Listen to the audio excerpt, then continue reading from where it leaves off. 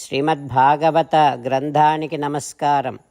నిగమకల్పతరోర్గళితం ఫలం సుఖముఖాదమృతద్రవ సంయుతం పిబత భాగవతం రసమాలయం ముహురహో రసికా భువి భావుకాః. శ్రీసుఖ యోగీంద్రుల వారికి నమస్కారం. యం ప్రవ్రజంతమనుపేతమపేతకృత్యం ద్వైపాయనో విరహకాతర ఆజుహావ పుత్రేతి తన్మయతయా తరవోభినేదుః తం సర్వభూతహృదయం మునిమానతోస్మి. నరనారాయణులకు, చతుర్ముఖ బ్రహ్మకు, సరస్వతీదేవికి, వ్యాసమహర్షుల వారికి నమస్కారం. నారాయణం నమస్కృత్య నరం చైవ నరోత్తమం దేవీం సరస్వతీం వ్యాసం తతో జయం ఉదీరయేత్. శ్రీమద్భాగవతము 5వ స్కంధములో సూతమహాముని శౌనకాది మహర్షులందరికీ ప్రవచనం చేస్తూ ఈ రకంగా చెబుతూ ఉన్నాడు.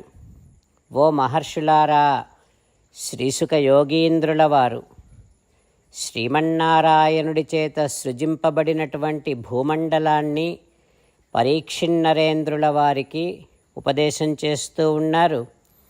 శ్రీమద్భాగవతాన్ని ఉపదేశం చేసేటటువంటి క్రమంలో ఇలా చెబుతూ ఉన్నారు. ఓ పరీక్షిన్నరేంద్ర, సుమేరు పర్వతానికి తూర్పు దిక్కున జఠరము, దేవకూటము అనేటటువంటి 2 పర్వతాలు ఉన్నాయి.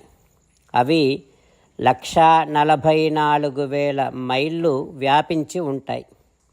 ఇక సుమేరు పర్వతానికి పడమర వైపున పవనము, పారియాత్రము అనేటటువంటి 2 పర్వతాలు ఉన్నాయి. సుమేరు పర్వతానికి దక్షిణాన కైలాసము, కరవీరము అనేటటువంటి 2 పర్వతాలు ఉన్నాయి.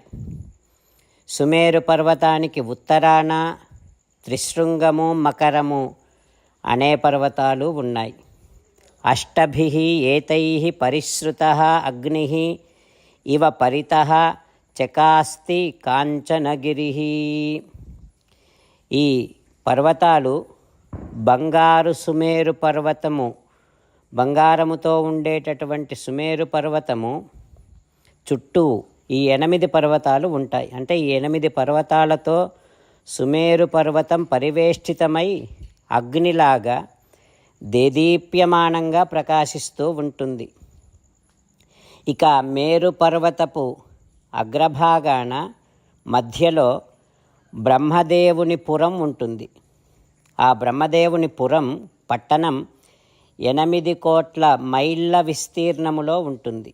అయితే పండితులు, ఋషులు ఆ పట్టణము సువర్ణమయముగా ఉంటుంది కనుక దానిని శాతకౌంభి అని పిలుస్తారు.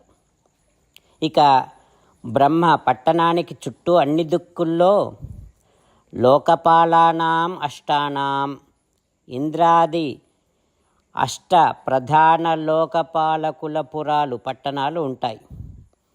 ఒక్కొక్క దిక్పాలక పట్టణం బ్రహ్మపట్టణములో 4వ వంతు విస్తీర్ణము కలిగి ఉంటాయి అంటూ పరీక్షిన్నరేంద్రుల వారికి శ్రీసుఖ యోగీంద్రుల వారు ఉపదేశం చేస్తూ ఉన్నారు.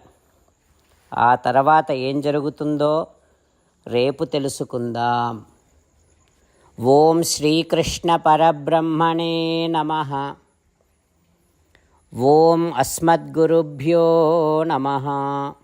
అంతేకాకుండా మనం ప్రతిరోజు శ్రీమన్నారాయణుడికి ఒక 8 పనులు చేస్తాం అని మాట ఇద్దాం. ఎందుకంటే శ్రీకృష్ణ భగవానుడు 18వ అధ్యాయములో 65 నుండి 70వ శ్లోకాల ద్వారా శ్రీమద్భగవద్గీత అంతటికీ సారభూతముగా మనకు 8 పనులు చేయమని చెప్పాడు.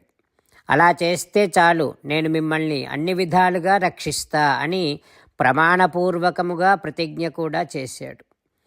అందుకని శ్రీమద్భగవద్గీతను అంతటినీ విన్న తర్వాత అర్జునుడు కూడా చివరకు కరిష్యే వచనం తవ, కృష్ణ నువ్వు చెప్పినట్టే చేస్తా అని అన్నాడు. కనుకనే భగవానుడు అర్జునుడికి అన్ని విధాల విజయాన్ని అందించాడు. మనం కూడా ప్రతిరోజు శ్రీమన్నారాయణుడికి ఆ రకంగానే మాట ఇద్దాం. 8 పనులు చేస్తాం అని మనము మాట ఇస్తే అది అష్టాక్షరీ మహామంత్ర జపము చేసినటువంటి ఫలితాన్ని మనకు ప్రతిరోజు ఇస్తుంది.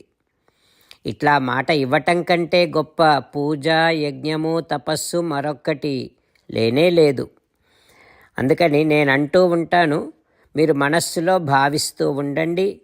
ఈ రకంగా మనము మాట ఇస్తూ ఉంటే శ్రీకృష్ణ భగవానుడి ముఖారవిందములో కలిగేటటువంటి ఆనందాన్ని మనం ప్రతిరోజు దర్శిద్దాం, ఆస్వాదిద్దాం. జై శ్రీమన్నారాయణ. హో శ్రీమన్నారాయణ, నువ్వు చెయ్యమన్నట్టే నేను నిన్నే సంతతము ధ్యానము చేస్తూ ఉంటా.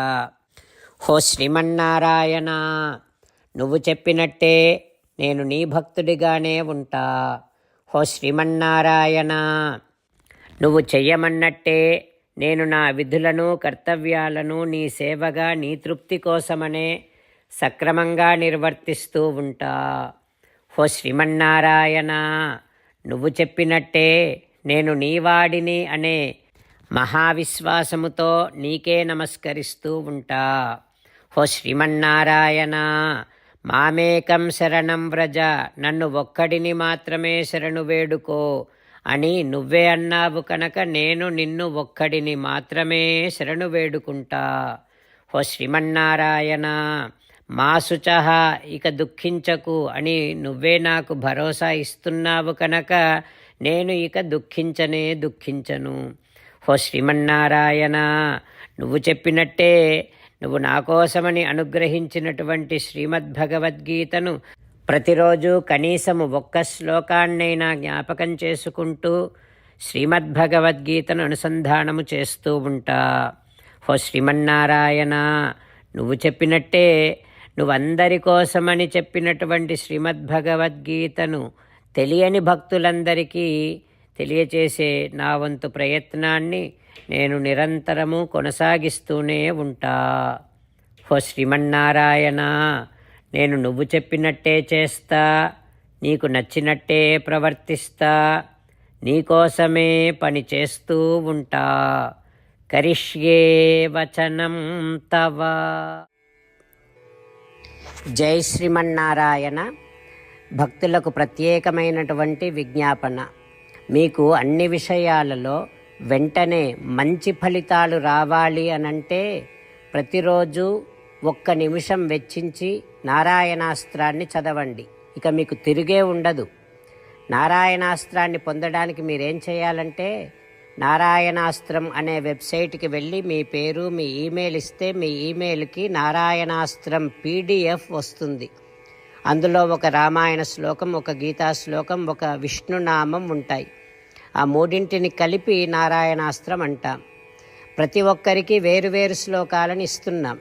ఆ రకంగా ఎవరి శ్లోకాన్ని వారు ప్రతిరోజు తప్పనిసరిగా చదవటం వలన ప్రతిరోజు ప్రతి 24,000 భక్తులతో ఒకసారి సంపూర్ణ రామాయణ పారాయణ, 33 సార్లు శ్రీమద్భగవద్గీత పారాయణ, 24 సార్లు శ్రీ విష్ణు సహస్రనామ స్తోత్ర పారాయణ జరుగుతుంది. ప్రతి ఒక్కరికి అంతటి విశేష ఫలితము ప్రతిరోజు లభిస్తుంది. అందుకని మీరు, మీ కుటుంబ సభ్యులు అందరూ ఒక్కొక్కరు ఒక్కొక్క నారాయణాస్త్రాన్ని వెంటనే పొందండి. జై శ్రీమన్నారాయణ.